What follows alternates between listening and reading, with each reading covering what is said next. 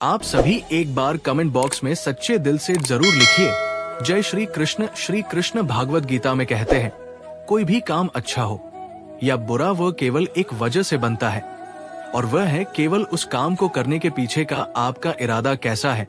आप उस काम को करना क्यों चाहते हो? क्या आप उस काम को इसलिए कर रहे हैं जिससे आपका कोई स्वार्थ पूरा हो, या इसलिए कर रहे हैं कि किसी का भला हो जाए? काम भले ही एक हो, लेकिन उसका नतीजा इस बात पर निर्भर करता है कि आपका उद्देश्य सही है या बुरा है। महाभारत के युद्ध में पांडव भी युद्ध कर रहे थे और कौरव भी युद्ध कर रहे थे, लेकिन दोनों के उद्देश्य बिल्कुल विपरीत थे। पांडव अपने धर्म के लिए युद्ध कर रहे थे और कौरव अधर्म के लिए। दोनों एक ही मैदान में थे और दोनों ही अपनी पूरी ताकत के साथ एक दूसरे से लड़ रहे थे, लेकिन दोनों का काम एक होने के बाद भी और मेहनत भी एक होने के बाद कौरव हार गए और पांडव जीत गए। इसके पीछे का एक ही कारण था, और वो है उनके काम को करने के पीछे का इरादा। एक का इरादा सही और एक का गलत। भागवत गीता में श्री कृष्ण कहते हैं, इंसानियत के सिवाय इस दुनिया में कुछ भी नहीं रहता है। इंसान जब पैदा होता है नंगा आता है, जब वो मरता है ऐसे ही जला दिया जाता है। उनके साथ कुछ भी नहीं जाता जिंदगी में। जो कुछ भी यहाँ आने पर मिला है वो आपके आने से पहले किसी और का था, और जब आप यहाँ से चले जाएंगे तो किसी और का हो जाएगा। जो पैसे आज आपके पास है, जो नाम आज आपके पास है, जो पद आज आपके पास है, उस पद पर कोई और था आज, भले ही आप हो, लेकिन कल कोई और आपसे छीन लेगा। यही सृष्टि का नियम है और यही भागवत गीता की सबसे बड़ी सीख है जो हर एक पृथ्वीवासी को समझनी चाहिए। तो अगर बदलाव इस दुनिया का नियम है तो ऐसी कौन सी चीज है जो हमेशा रहती, जो हमारे मरने के बाद भी इस दुनिया में रहेगी? वो चीज है इंसानियत। सबसे पहले एक अच्छा इंसान बनिए, और हर एक मनुष्य उस परमात्मा का अंश है, जो हमारे सीधे तार उस परमात्मा से जुड़े हुए हैं।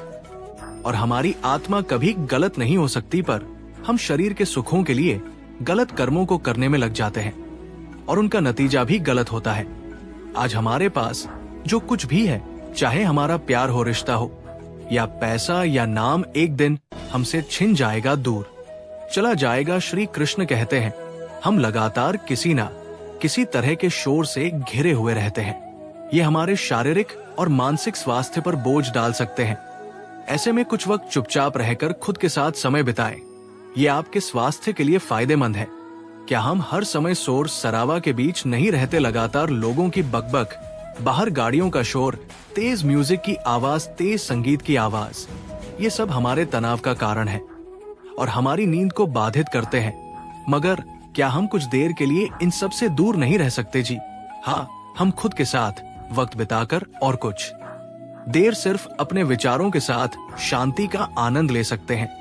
इंसान के सभी दुखों का कारण बोलना ही तो है, क्योंकि आवश्यकता से अधिक बोलना ही दुखों का कारण बनता है।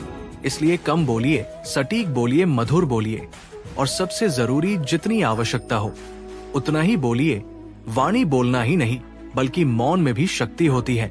यही कारण है कि धर्मों में मौन को बहुत महत्व दिया गया है। सेहत से मौन का गहरा संबंध है और इससे मानसिक शांति मिलती है।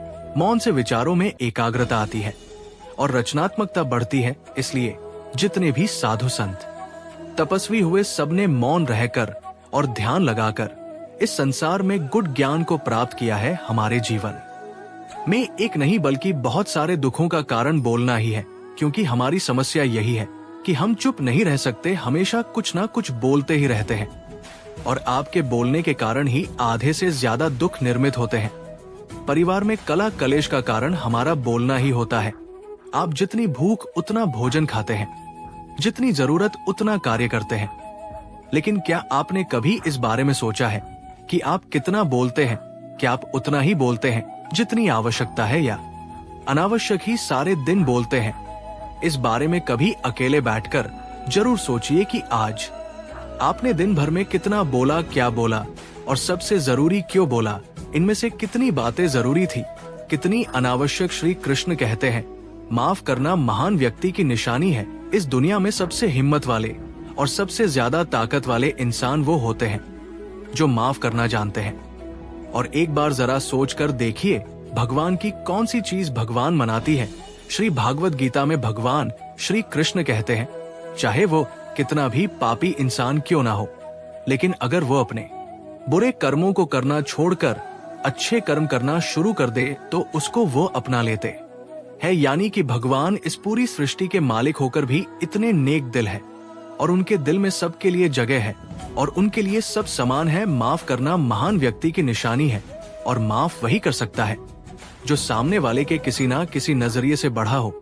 किसी के गलती होने पर उस पर नाराज होना, उस पर गुस्सा होना बहुत आसान काम है और ये कोई भी इंसान कर सकता है, लेकिन हिम्मत वाले इंसान गलती करने वाले इंसान को माफ करके उसको एक मौका दे सकता है। श्री कृष्ण कहते हैं, सच्चाई और अच्छाई को कभी हराया नहीं जा सकता, ना कभी छुपाया जा सकता है। इसलिए सच कहने और अच्छे कर्मों को करने से कभी मत डरिए। सच्चाई और सूरज को ज्यादा देर तक छिपाया नहीं जा सकता। एक समय आने पर इनको दुनिया के सामने आना ही पड़ता है। आप उनको सामने आने से नहीं रोक सकते। इसलिए अगर आज आप ऐसा कोई काम कर रहे हैं जो गलत है, जिसमें झूठ है, तो आपको उस काम को तत्काल ही छोड़ देना चाहिए, क्योंकि किसी ना किसी दिन आपकी सच्चाई दुनिया के सामने जरूर आएगी। भगवान श्री कृष्ण कहते हैं, हमें सिर्फ कर्म करने का अधिकार है, फल के बारे में ना सोचे। आपको काम करने की छूट है, लेकिन अपने आप को उस काम में होने वाली जीत और हार में खुद को बांध करके नहीं रखना चाहिए। ये एकमात्र ऐसी चीज है जो अगर इंसान समझ ले तो उसका 100% दुख समाप्त हो सकता है और वो बिना किसी परेशानी के मेहनत कर सकते हैं। ऐसी कोई मंजिल नहीं रह जाएगी इस दुनिया में जिसे वो हासिल नहीं कर सके। और सबसे शानदार बात तो ये होगी कि सब कुछ प्राप्त करने के बाद उसे कभी घमंड नहीं होगा। आपके किसी भी काम को करने का उद्देश्य कभी भी ये नहीं होना चाहिए कि अगर इस काम को मैं कर लूंगा तो मुझे ये फल प्राप्त हो जाएगा। अक्सर ये होता है कि हम मेहनत तो बहुत करते हैं, लेकिन उस मेहनत से ज्यादा हमारे मन में चिंता होती है, इच्छा होती है।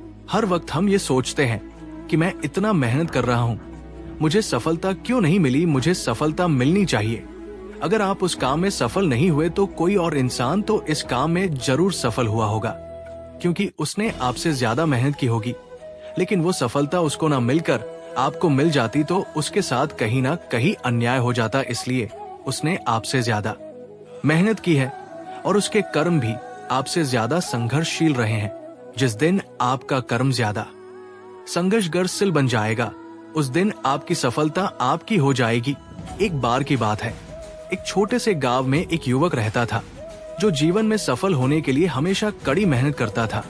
उसके दिनचर्या में सिर्फ एक ही चीज थी, कठिन परिश्रम। युवक का मानना था कि अगर वो दिन रात मेहनत करेगा तो एक दिन उसे सफलता अवश्य मिलेगी। हालांकि कई बार वो खुद से सवाल करता कि उसका मेहनत का फल उसे अभी तक नहीं मिला। वो दूसरों को सफलता पाते हुए देखता और सोचता, उसने कुछ कम मेहनत किया होगा या शायद उसकी किस्मत ही खराब है। युवक दिन रात इस चिंता में रहता कि उसकी मेहनत का फल कम मिलेगा।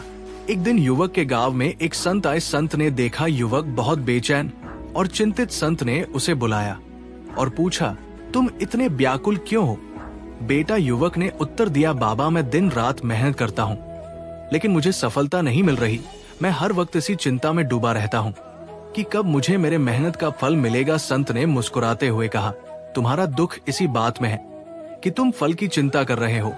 भगवान श्री कृष्ण ने भागवत गीता में कहा है, हमें कर्म करने का अधिकार है, लेकिन फल की चिंता नहीं करनी चाहिए। तुम्हारा काम है मेहनत करना, लेकिन फल तुम्हारे हाथ में नहीं है। युवक ने पूछा, तो क्या मुझे अपनी मेहनत का फल नहीं मिलेगा? संत ने गंभीरता से कहा, तुम्हें फल अवश्य मिलेगा, लेकिन कब और कैसे ये तुम्हारे कर्म पर निर्भर करता है।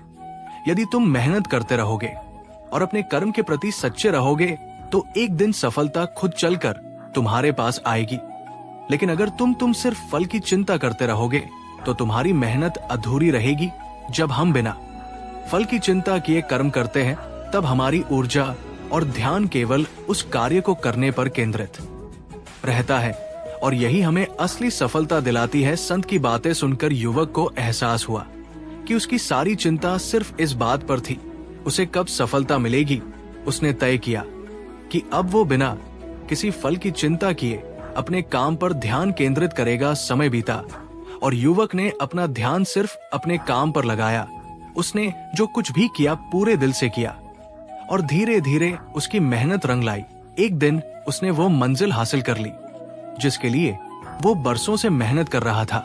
और सबसे खास बात यह थी कि उसने सफलता पाने के बाद भी घमंड नहीं किया, क्योंकि अब उसे समझ में आ गया था कि सफलता केवल मेहनत का फल है, घमंड का नहीं। दोस्तों, इस वीडियो में बस इतना ही। मिलते हैं अगले वीडियो में। अपना ख्याल रखिएगा। जय श्री कृष्णा।